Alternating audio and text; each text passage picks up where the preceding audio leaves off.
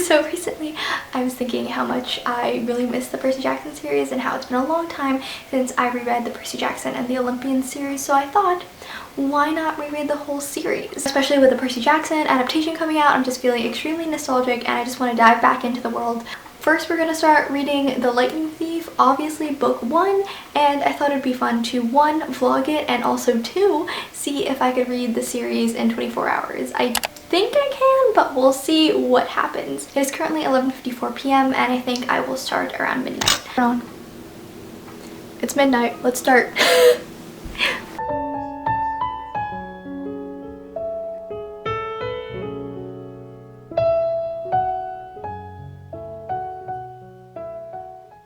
Guys, I can't even begin to express how powerful so many of these early scenes are, like when Percy is claimed by Poseidon. Like,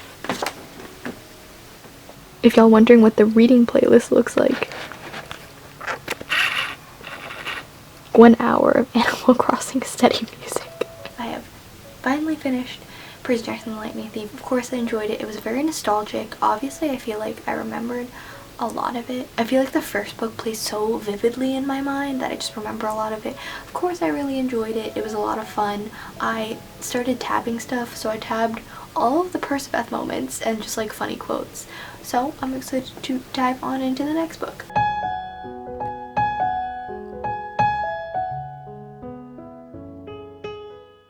Many hours later. Guys, I fell asleep. Good morning. And I fell asleep.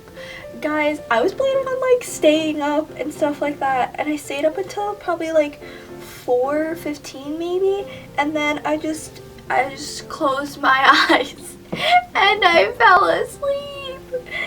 I'm on page 125 of Sea of Monsters. I started reading it last night. Also in this vlog, you'll see me probably rank all of them because I don't think I've done that before. I'm gonna fix this and we're gonna get started with our day.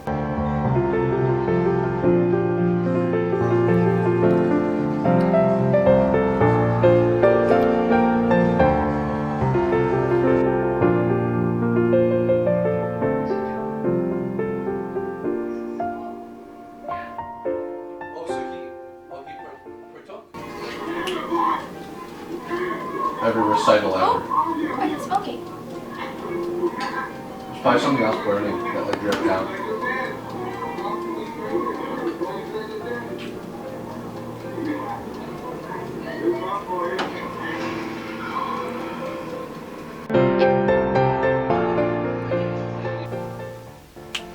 Hello, it is 3 p.m. I am now reading The Titan's Curse. I started reading this around 1 o'clock.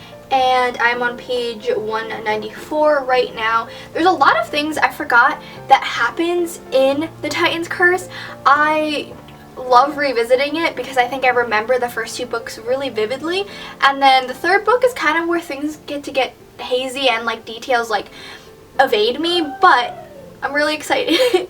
I have also been going off and on reading and then watching shows and movies with my brother, and I took a break for lunch, so hopefully I'll be able to finish this within the hour and then get started on the 4th book. I think I'm making pretty good progress, spending 3 to 4 hours per book. I think that's pretty good. It really gets me seeing younger Nico, seeing him when you first meet Nico and he's just so full of life and just filled with this childlike wonder, and then just seeing what happens to him after is just so sad.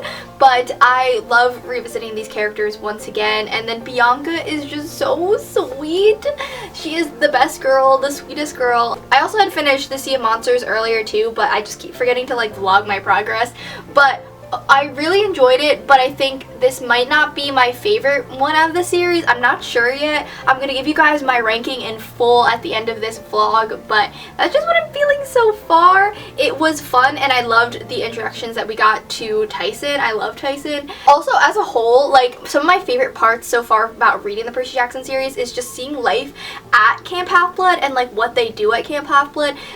Obviously their quests are a big portion of the story and their characters and character development and the plot, but I just really enjoy what they do on a day-to-day basis as a camper, because obviously many of you guys, when I was younger, I would have wanted to have been a demigod at Camp Half-Blood, so those are some of my favorite parts.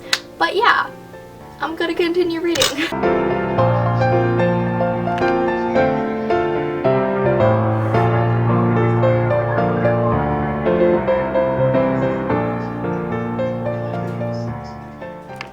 Later. Hello, I finally finished this book. It is about 4 p.m.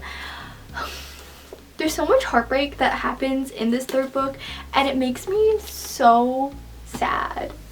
Like Zoe dying, and then Bianca, and then I loved seeing Apollo in this book. I thought he was great. Seeing Apollo in this book and just seeing how he turns out in the Trials of Apollo, I think is really interesting, and it's just a lot of fun. I liked The Titan's Curse a lot more than Sea of Monsters, and so we'll see my thoughts for Battle of the Labyrinth. Let's begin! It's smoothie time. That can't be right. This is nothing shooting someone's head. I want to figure out wherever he's been taken to.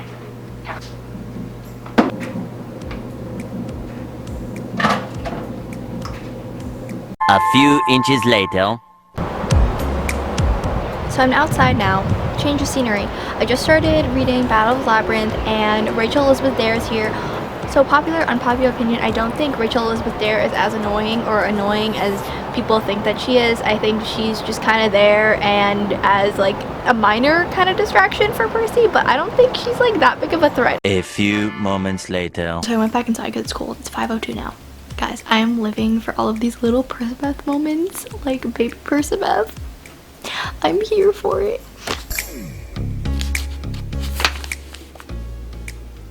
And I'm gonna take a small break and play Animal Crossing. I'm currently on page 109, and you know what? That's some good progress.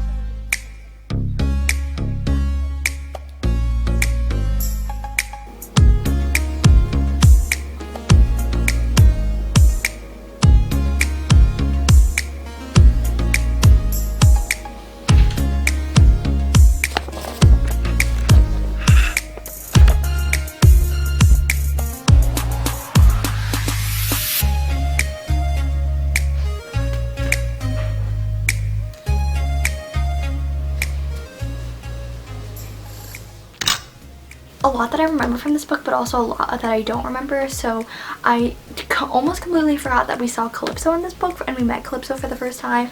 And I think it's funny that Percy says, like, for the rest of my life I'll always be thinking about Calypso. She'll be like my biggest what if.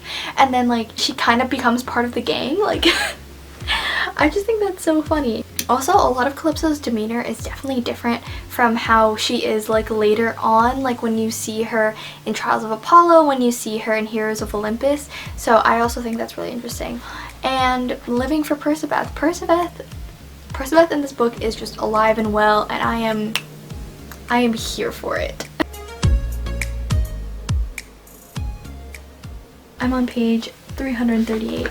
So this is like the first time I feel like that you see big war happening, especially at Camp Half-Blood, and it's just so sad hearing about the people that have fallen in battle, but it's so good. I feel like, I don't know which one I like better so far, but Battle Labyrinth, freaking good one. 20 minutes later. And I just finished the Battle of the Labyrinth. I really enjoyed it. There were just so many parts of it that I was just like in tears, but it was really good. I had a lot of fun, and I'm looking forward to reading The Last Olympian. I'm a little scared, you know, because we all know what happens. We all know what goes on in this book, but I'm gonna start finishing and reading the last book in this reread reading vlog.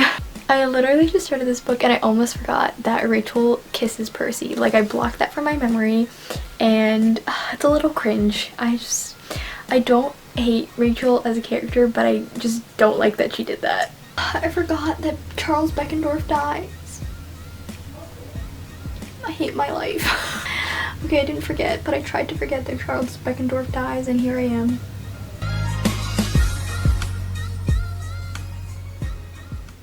I'm on page 109. I'm gonna go eat dinner now.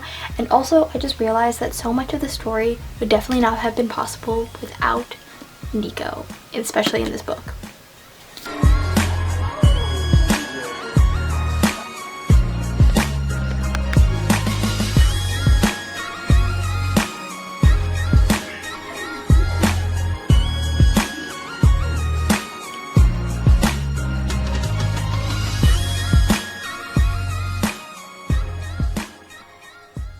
Guys, I literally got chills at this next prophecy. Oh my gosh. Guys, it's happening.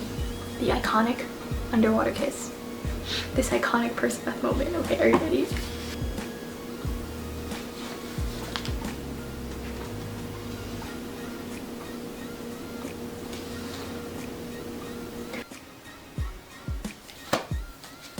I did it, guys. 11:31. Wow. Wow. Let me just collect myself for a moment. 1 hour later. Hello. So I did it, guys. I reread the entire Percy Jackson series in 24 hours and I'm pretty proud of myself. It was a really fun process and pretty like quick to get through just because I was having so much fun, and it was just great and so nostalgic to be back in the world of Percy Jackson again and to revisit these characters again and just see them how they were for the first time. Let's wrap up The Last Olympian, some of my thoughts from it. Obviously, I think this is one of the most heartbreaking books in the series. Like, there's death, there's big battle, there's so much loss, and like people redeeming themselves, and then also people being shown as being traitors and spies.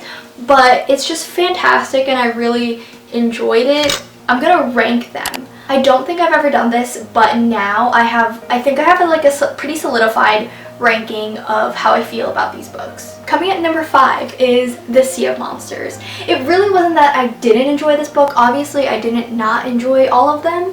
It was just that like the pace was weird and different and just kind of like finding its groove, because this is the sequel to it. So there was a lot of things that were just like working and building up. So that's why I don't think I enjoyed it as much.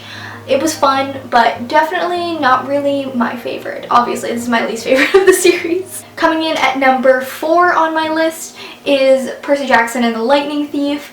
Once again, this is the beginning of the series. It is the start. Obviously, we start off with a bang, but we are just building on everything. We are introducing characters and just starting to see how these characters are and how this world works. So for that, it's like a little slow. And then also, just because like, I guess I just know the first book so well that for me I just like wasn't having that much fun, I guess, because like I was like, oh, I know everything that happens, you know. So coming in number 3 is The Titan's Curse, because this is the 3rd book in the series. This is where things I feel like pick up more. This is the middle book in the series, so things start to happen and you meet more characters. You know, you meet the Hunters of Artemis for the first time, and then Nico for the first time. You meet Bianca, and then also this is kind of when things get real, like quests get real and people like die. I feel like in this book you see the seriousness and the severity of the danger that the demigods experience and the fact that they can all potentially die when they go on this quest. Because in the first 2 books, like everything's fine, people get a little hurt, but for the most part they're relatively unscathed.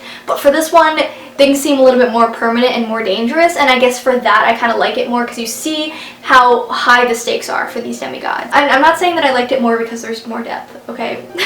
Coming in at number 4 is The Last Olympian. Obviously, this is a fantastic wrap-up to the series, a fantastic finale to the series, and also a beginning for the next installment in this Percy Jackson and the Olympians world. But I don't think I enjoyed it the most just because a lot of the pacing's very similar. Like, they're constantly in battle, they're berated, like they're taking control of Manhattan, so a lot of it feels kind of monotonous. Like the plot line, obviously it's all really good, but it's all like high stakes, high energy all the time, and it got me stressed. I was stressed and sad reading this book.